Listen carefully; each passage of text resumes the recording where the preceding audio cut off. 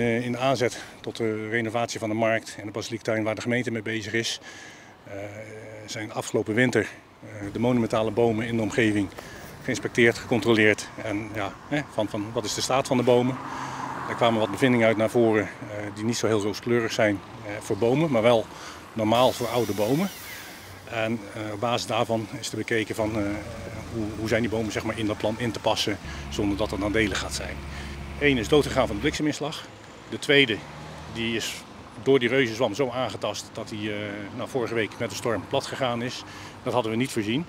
Maar het was ook heel duidelijk te zien aan het aantastingspatroon in het wortelgestel dat het laatste jaar heel hard gegaan is na zeg maar, die bliksem van vorig jaar.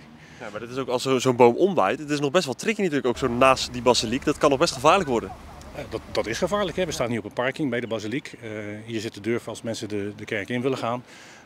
De koorleden komen hier langs en dergelijke. Dus dat is gelukkig goed afgelopen omdat het vrij laat op de middag was. Het maakte wel dat we toch met een ander oog naar de laatste boom zijn gaan kijken.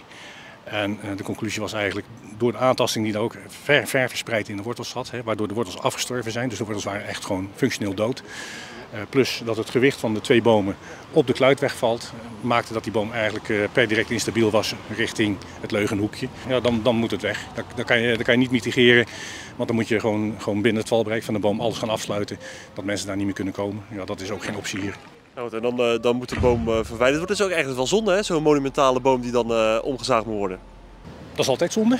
We proberen het te voorkomen, maar de omstandigheden die in de boom aanwezig zijn en de omgevingsfactoren maken natuurlijk wel heel veel of zo'n boom van die grootte kan blijven staan. Komt hier nu ook nog iets terug voor in de plaats of is het voorlopig toch een wat meer leegte hier? Ja, voorlopig blijft het leeg. Wat ik al zei, de gemeente is bezig met een reconstructie zeg maar, van de markt, inclusief de basiliektuin. In dat plan zal waarschijnlijk een volwaardige compensatie gevonden moeten worden voor de bomen die nou weg zijn.